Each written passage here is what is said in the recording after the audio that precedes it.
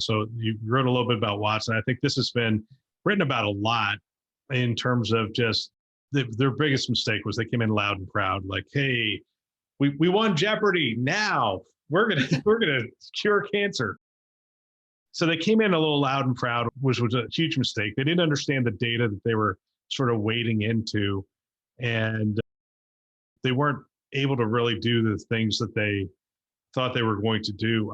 So part of me wants to ask you the question to really succinctly talk about what went wrong with Watson, but also what's the future of machine learning, AI, NLP? What's the future of these machine-driven technologies with regard to healthcare data? Sure. Well, I'll answer the last question first. I think the future is in understanding how we can augment human decisions. I think every time I hear about someone's breakthrough algorithm that's about to make it to bedside and has the most potential, usually what we're talking about is a tool that gives the physician insight that they didn't previously have. That's machine aided insight.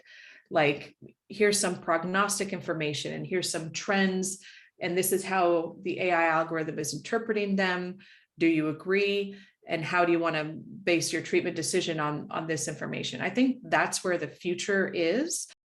What Watson tried to do was kind of build some kind of quasi-recommender systems where they used medical literature and treatment notes and progress notes that detailing treatment to kind of tell physicians what treatment should be, or like in the case of oncology, they would recommend drug regimens based on historical patterns. But that doesn't, the value add there is very limited because the past isn't necessarily optimal.